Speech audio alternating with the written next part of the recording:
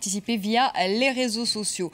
Travailler le dimanche, la question fait débat en France. Jean-Paul Bailly, ancien président de la Poste, a rendu son rapport et il propose notamment d'autoriser l'ouverture des magasins 12 dimanches par an au lieu de 5 actuellement. Par ailleurs, il propose également de modifier les modalités de fixation des zones où l'ouverture est autorisée toute l'année. Alors cette proposition va-t-elle suffisamment loin? Peut-on restreindre le travail du dimanche alors qu'il y a en France plus de 3 millions de chômeurs? Eh bien, on va en parler ce soir dans le débat avec vous, Valérie Rabault. Bonsoir. Bonsoir. Vous êtes députée socialiste de la première circonscription du Tarn-et-Garonne, vice-présidente de la Commission des finances à l'Assemblée nationale et co-auteur avec Karine Berger de la France contre-attaque. Jérôme Dubu, bonsoir. Vous êtes secrétaire national de l'UMP en charge de la croissance et des nouvelles libertés économiques, conseiller du 17e arrondissement de Paris et délégué général du MEDEF Île-de-France. Et puis apparaître Paris, la gestion de la Noé, ça sera donc début 2014, avant les municipales, c'est-à-dire avant le 23 mars. Benjamin Coria, bonsoir, professeur d'économie à Paris 11, coprésident du... Paris 13, pardonnez-moi, coprésident du collectif des économistes atterrés et co-auteur de 20 ans d'aveuglement, l'Europe au bord du gouffre. Jean-Marc Daniel, bonsoir, professeur d'économie à l'École supérieure de commerce de Paris et auteur de 8 leçons d'histoire économique aux éditions Odile Jacob. Je vous propose, avant de commencer ce débat, d'écouter tout de suite Jean-Marc Ayrault, le Premier ministre. C'était ce lundi à Matignon, après la remise du rapport Bailly. Le dimanche n'est pas un jour comme les autres et nous ne souhaitons surtout pas qu'il le devienne. C'est la première chose que je veux réaffirmer avec la plus grande netteté. Il n'y aura pas de remise en cause de la règle du repos dominical. Je souhaite que ce nouveau cadre législatif soit adopté au cours de l'année 2014. Il n'y a donc pas de temps à perdre.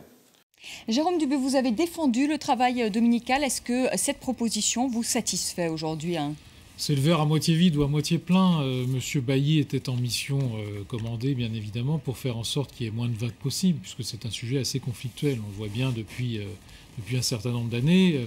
La loi Maillet n'avait pas tout réglé. On voit bien qu'on est rentré dans des complexités qui font qu'il y a des inégalités qui sont fortes entre les salariés, entre ceux qui peuvent ouvrir, ceux qui ne peuvent pas ouvrir, ceux qui peuvent en bénéficier ou pas. Et puis, il y avait beaucoup d'injustices. Deuxième point, on va vers une loi. Donc ça n'est qu'un premier rapport. Cette affaire va faire l'objet d'une loi. Est-ce que la loi va prendre en compte toutes les évolutions qui sont nécessaires pour faire en sorte que l'on réponde à la fois aux salariés qui veulent travailler le dimanche, car ils sont relativement nombreux, à condition qu'on encadre bien évidemment tout ceci par des accords d'entreprise, c'est ce que nous demandons. Et puis deuxièmement, répondre aux Français qui veulent évidemment que les commerces soient ouverts le dimanche et qui veulent consommer. 70% des Français veulent que les commerces ouvrent le dimanche. Jérôme Dubu, je vous arrête là-dessus parce que les sondages disent exactement ça. Sondage BVA iTélé, 56% des Français refusent de travailler régulièrement le dimanche. En revanche, ils sont 69% pour que les magasins qu'ils souhaitent puissent ouvrir. Donc ils sont on voit bien la cohérence. Et la difficulté de la question. C'est la raison pour laquelle il faut absolument que nous ayons dans les commerces ou dans les entreprises qui veulent travailler le dimanche des accords d'entreprise, des accords entre la direction et les syndicats représentatifs ou s'il n'y en a pas, les représentants du personnel, de façon à ce que tout ceci soit bien encadré et que l'on reste sur le volontariat. Ça, c'est très important. Il n'est pas question de remettre en cause le repos dominical, encore qu'on pourrait se poser la question de savoir s'il peut être hebdomadaire, au fond, le repos. Ça, c'est une question qu'on peut se poser. Ça ne peut ne pas être le dimanche, ça peut être le lundi, le mardi. Il y a un certain nombre déjà de travailleurs ou de salariés qui travaillent le dimanche. Il y en a à peu près 20% aujourd'hui et qui récupèrent avec un repos compensateur entre 15 et 20%. Oui, 15%. Avec un repos compensateur à 100% dans la semaine et avec des augmentations de salaire, bien évidemment, conséquentes. Donc ça n'est pas dans le rapport Bailly, c'est un peu dommage. Alors ce que dit quand même un internaute, certes il y a des personnes qui souhaitent travailler le dimanche, mais d'autres ont peur de perdre leur emploi s'ils refusent, je cite l'internaute, de bosser le dimanche. Oui, mais c'est la raison pour laquelle il faut que ce soit négocié dans l'entreprise. Valérie Rabault, est-ce qu'il ne s'agit pas de demi-mesure? Finalement, on dit au lieu de 5 jours par an, enfin 5 dimanches par an, ce sera 12. On fait plaisir aux magasins de bricolage en disant vous, comme les magasins d'ameublement et de jardinerie, vous pourrez ouvrir, mais qu'en est-il des autres? Voilà, est-ce que ce n'est pas des demi-mesures? C'est ce que dit Jérôme Dubu. Oui, mais je ne suis pas d'accord avec lui. Il ne s'agit pas de demi-mesure. Il s'agit de se poser, il y a 2 questions à se poser. Effectivement, les Français majoritairement ne veulent pas travailler le dimanche, 56%. Il y a un autre sondage qui dit 68%. Ils disent aussi à 96%, alors là je pense qu'il faut les entendre, que s'ils travaillent le dimanche, il faut qu'il y ait des compensations financières. C'est-à-dire que le dimanche, 63% à le faire en échange d'une contrepartie. Le dimanche n'est pas un jour comme les autres. Ça, c'est clairement acté, le Premier ministre l'a redit, et c'est une grande majorité de Français qui s'expriment là-dessus. La deuxième question, c'est est-ce que économiquement, c'est rentable? Est-ce que ça crée plus de valeur ajoutée si on travaille le dimanche? Il y a 2 exemples qui sont très intéressants. Il y a les exemples américains et les exemples allemands, puisqu'il y a eu un certain assouplissement en 2003 en Allemagne. Et les 2 montrent que c'est très marginal. C'est-à-dire que ça n'augmente pas la valeur ajoutée du pays, ça n'augmente pas l'emploi de manière significative, sauf dans un secteur très ciblé qui est le tourisme. Et c'est vrai que pour la question du tourisme, et c'est repris dans le rapport Bailly qui a été présenté ce matin, la question se pose, puisque la France est la première destination mondiale en termes de tourisme, mais elle n'arrive qu'au 9e rang pour la consommation des touristes, c'est-à-dire ce qu'ils consomment par tête de touristes. Et donc là, il y a une vraie question qui se pose, et c'est aussi repris dans le rapport, de dire est-ce qu'il faut qu'on étende des zones touristiques, oui ou non? Comment on le fait? Dans la concertation, et ça c'est très important. Mais encore une fois, la vraie question à se poser, les Français sont majoritairement contre pour travailler le dimanche, mais est-ce que ça crée de la valeur économique? Et la réponse est très marginale, sauf dans le tourisme. Non, je ne suis pas du tout d'accord avec ça. D'ailleurs, écoutez, l'exemple canadien vient évidemment justement, démentir. Je parlais de l'exemple canadien. Non, vous avez dit les États-Unis, c'est pas tout à fait la même chose. Moi, je parle de l'exemple canadien. Vous pouvez aussi inclure le Canada dans j'aurais pu citer extrêmement frappant.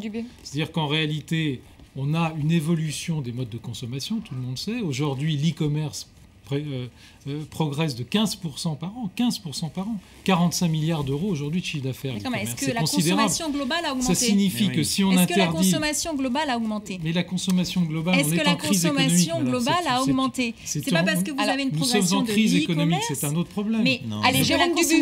Donc je termine là-dessus. Il faut absolument permettre au commerce de s'adapter aux nouvelles formes de consommation. Ça me paraît une évidence. Quant aux zones touristiques, c'est précisément un problème dans le rapport Bailly, c'est qu'on les supprime. Alors qu'on a eu beaucoup de mal à les créer, notamment à Paris. On en a 7, c'est totalement insuffisant. Vous avez vu ce qui se passe sur les Champs-Élysées. Bon, vous avez vu ce qui se passe dans le Marais. Il y a un certain nombre de rues qui sont des rues commerçantes, ou la rue de Rivoli, qui ne sont pas incluses. Alors la Chambre de commerce de Paris vient de faire un rapport très intéressant qui permet de dire que si on augmentait les périmètres de zones touristiques, uniquement les zones touristiques existantes, les 7 à Paris, si on augmentait uniquement les zones touristiques existantes, on arriverait à créer environ 2000 emplois. C'est considérable. Je voudrais peut-être juste dire un mot. Alors, un mot, je ne crois pas que ce soit le mot supprimer qui figure dans le rapport. Je crois que c'est plutôt le mot redéfinir. Et pour moi, le mot redéfinir ne signifie pas supprimer. Benjamin Correa, ce qu'on voudrait savoir, vous voyez, là, il y a une discussion. Ils ne sont pas d'accord entre Valérie Rabault et Jérôme Dubu. De français, je pense que redéfinir ne signifie pas supprimer. Est-ce que le travail dominical est générateur d'emplois? Je crois que ça a été dit. Je suis assez d'accord, moi, en tout cas, de ce que j'ai vu, des études disponibles. Ça déplace. Il y a cette question qui est très importante. Est-ce que ça crée de l'emploi ou est-ce que ça déplace les volumes d'activité au profit des secteurs qui vont bénéficier de l'ouverture le dimanche? Alors, ça déplace sûrement. Ça crée, moi je pense, en tout cas ce que j'ai pu regarder, c'est plutôt marginalement. Bon, ceci dit, c'est vrai que la dernière réglementation sur ces sujets date un peu, il n'y a aucun doute, qu'elle a créé toutes sortes de situations extrêmement confuses, absolument, avec les périmètres qui sont autorisés, ceux qui ne le sont pas, etc. Et que, oui, absolument, absolument. Et que de ce point de vue, c'est vrai qu'une remise à plat est utile et nécessaire. Maintenant, une fois n'est pas coutume, je ne suis pas suspect d'apporter de l'eau au moulin des déclarations gouvernementales, mais moi je trouve que les 4 principes qui sont posés, à savoir le travail du dimanche, le plus exactement, reste l'exception, la journée du dimanche. Bon. Deuxièmement, on redéfinit les puces, c'est-à-dire les zones dites touristiques, mais il n'y a pas d'exception sectorielle comme tel, parce que sinon on n'en sort plus et on voit où mènent les corporatismes. Troisièmement, des exceptions peuvent être données à titre particulier et passer de 5 à 12 dimanches. Bon, bref, tout ça me paraît frapper au coin du bon sens. Je le dis très honnêtement, ça va dépendre de ce qui va être négocié ensuite dans la loi. Absolument. Et puis quatrièmement, le principe de la compensation salariale. Parce que c'est vrai que certaines expériences étrangères sont très inquiétantes. Notamment au Royaume-Uni. Voilà, on commence par étendre le dimanche avec compensation, puis une fois que c'est acquis. Donc c'est ce qui se passe au Royaume-Uni. Aujourd'hui, le dimanche, on est payé comme le lundi ou le mardi. Bon, la question, c'est comment ça va être ensuite négocié au Parlement. Mais sur le principe, on est sur de bonnes bases. Jean-Marc Daniel, est-ce qu'on est sur de bonnes bases sur le principe? Est-ce que vous êtes d'accord avec Benjamin Correa? Non, je ne pense pas qu'on soit sur de bonnes bases. Je suis surpris de voir qu'on ait cet attachement au dimanche de la part de notre gouvernement. Encore une fois, le dimanche, il a été introduit dans la vie quotidienne par la religion. C'est un héritage du passé chrétien. Le repos du dimanche était obligatoire au XIXe siècle. C'est les républicains qui ont la première fois supprimé l'obligation de repos dominical.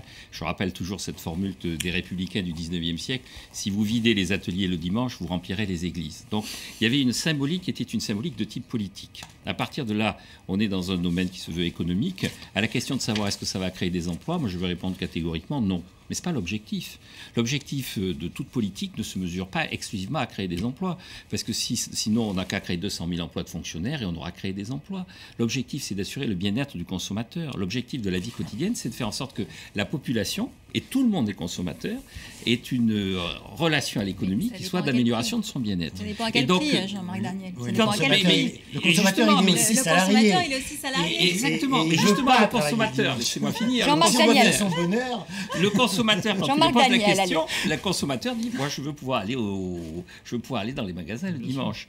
De même qu'il disait moi je veux pouvoir utiliser le métro le dimanche et on lui a donné le fait d'utiliser le métro le dimanche. Est-ce qu'il n'y a pas une dimension aussi sociétale, éthique, sociétale, c'est-à-dire qu'on s'arrête pendant une journée de consommer et on n'est pas dans cette fuite effrénée de la consommation. Est-ce que c'est pas important? Il est plutôt bien que cette journée soit un peu la même pour tout le monde. Premièrement, pourquoi dire aux gens écoutez, arrêtez-vous de consommer? Tous les gens qui ont donné des leçons aux autres en disant soyez frugaux, limitez votre consommation, se sont heurtés au fait que la volonté de la population, c'est de consommer. Si les gens ne veulent pas consommer le dimanche, le fait que les magasins soient ouverts ne veut pas dire qu'on les oblige à y aller. Si les gens considèrent qu'il ne faut pas consommer le dimanche, les magasins étant ouverts, ils n'iront pas. En revanche, il y a des gens qui ont envie de consommer et on ne va pas interdire au nom d'une frugalité qui serait soi-disant l'idéal de vie de l'ensemble de la population de ne pas aller dans les magasins le dimanche. Dernière remarque là-dessus. Oui, Jean-Marc Daniel, terminé.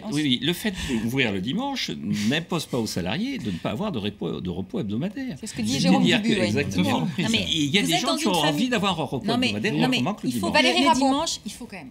Vous êtes dans une famille, il y en a un qui a donc son repos le lundi, l'autre le vendredi. C'est quand même plus logique de dire on a un jour dans la semaine, alors vous n'êtes peut-être pas d'accord que ce soit le dimanche, mais toujours est-il que c'est le dimanche, qu'on sanctuarise et qu'on reconnaît un statut spécifique au dimanche et tout le reste fait effectivement partie d'exceptions où il y a. Je suis d'accord avec vous qu'il y a 15% des Français qui travaillent le dimanche, soit de manière occasionnelle, soit de manière permanente ou régulière.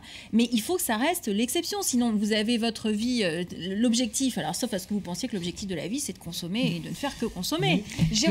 Personne ne dit aujourd'hui qu'il va falloir obliger les salariés à travailler le dimanche. Personne. C'est précisément par des accords d'entreprise où tout le monde négocie qu'on va y arriver.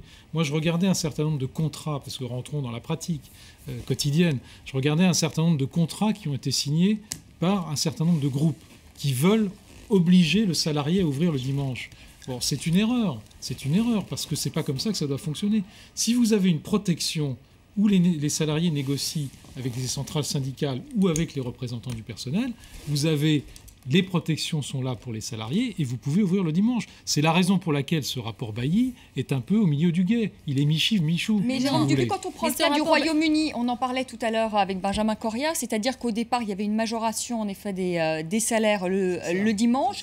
Et puis finalement, au fil du temps, le dimanche est devenu une journée comme un autre et il n'y a plus cette augmentation des salaires pour le dimanche. Est-ce que vous ne craignez pas ça? Non, parce que sur ce qui s'est passé en France, sur les entreprises ou les commerces qui sont aujourd'hui ouverts, notamment à Paris ou en Île-de-France, vous n'avez pas un seul conflit de salariés qui réclament... Attendez, je termine. Qui réclament précisément une augmentation de salaire ou plus de repos compensateur. Pas du tout. Ça s'est toujours très bien passé parce que ça a été négocié dans l'entreprise. Au contraire, les conflits viennent des fermetures le dimanche que la loi ou que les recours de la CGT ont imposé. Donc c'est exactement l'inverse. Tous les salariés qui ont peu ou prou goûté au travail du dimanche en sont satisfaits. Pourquoi voulez-vous les empêcher de travailler? C'est absurde. Benjamin Correa. Plusieurs choses. Les recours que la CGT a imposés, c'est pour faire respecter la loi. Bon, donc rendons-lui hommage sur ce point. Tant que la loi n'a pas évolué, heureusement qu'il y a des gens pour la faire respecter, dans ce domaine comme dans une série d'autres. Donc la CGT contre les salariés. C'est pas la CGT contre les salariés, c'est le respect du droit. Vous ne pouvez pas dire ça. Quand même, si vous êtes élu, attendez, on s'entend plus. Le juge a jugé Correa, en fonction du droit. Bien, donc il faut arrêter de dire, etc. C'est pas possible. Vous confondez avec le travail nocturne. C'est deux choses. Non, mais non. Si on a fait fermer, évidemment, c'est en fonction de la loi. Deuxièmement, par rapport à mon ami Jean-Marc Daniel, mon collègue, je suis absolument stupéfait de l'entendre parler comme un manuel de première année de sciences économiques sur la souveraineté des consommateurs. Ça, je dois dire que même moi, je n'ose plus à mes étudiants enseigner la souveraineté des consommateurs, tellement on est dans une société dans laquelle c'est les producteurs qui dominent absolument tout. Alors, je voudrais simplement lui dire que que celui qui est absolument pris de frénésie de consommer, il n'y a aucun souci, il prend le métro et il va dans une zone où on peut consommer. Mais on ne peut pas imposer à l'ensemble des salariés, parce que certains ont une fringale de consommation, et je vais rajouter les moyens de consommer, y compris le dimanche, on ne va pas, pour ce petit nombre de consommateurs-là, imposer à l'ensemble des salariés de changer leurs pratiques. Enfin, je voudrais dire quand même qu'on est sur un sujet sociétal, et il ne suffit pas de dire il y a un jour de repos dominical. C'est vrai que ça a un sens, sans être ultra conservateur, à ce qu'il y ait une journée dans la semaine où les gens, dans la famille ou avec leurs amis, etc., puissent se retrouver. Les législateurs, vous êtes placés pour le savoir, ne raisonnent pas uniquement avec une calculette à la main. On est tous d'accord sur le repos hebdomadaire. Allez, Jean-Marc Daniel, je ne sais pas, ça permet de la socialité. Oui. Jean-Marc Daniel veut répondre à Benjamin Deux Correa. remarques. D'abord, encore une fois, je maintiens que le but de la société, c'est de fournir du bien-être à l'ensemble de la population en tant que consommateur. Mais non, on produit pour consommer, on ne produit pas pour le plaisir de produire. On est citoyen, on est salarié, on est une série de choses. Mais le but c'est dans les manuels de sciences économiques qu'on est des consommateurs. Mais le but ultime, c'est quoi? C'est la consommation. C'est la consommation, c'est le mettre Et c'est terrible ce que vous dites. Vous n'allez pas nous remettre quelle société, c'est la démonstration d'utilité. On ne produit pas. Attendez, laissez-le terminer.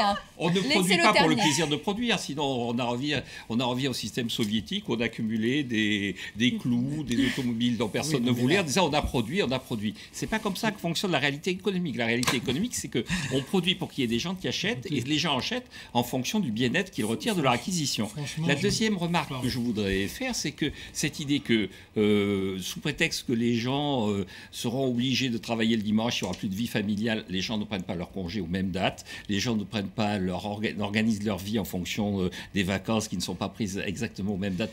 Le pays ne s'arrête pas totalement au mois d'août, même s'il s'arrête. Et donc ça veut dire que les gens ont une capacité d'adaptation par rapport à la réalité et leur rapport au travail qui s'inscrit dans une logique de liberté. Et donc je pense que le dimanche, c'est aussi une logique de liberté. Ouais, alors vous savez quoi, on va faire une petite pause, parce que malheureusement on est obligé, on va faire une petite pause. Mais je vais vous donner la parole, Valérie Rabault, et Jérôme Dubu répondra à la question si le but ultime, eh bien, c'est de consommer, comme l'a dit Jean-Marc Daniel.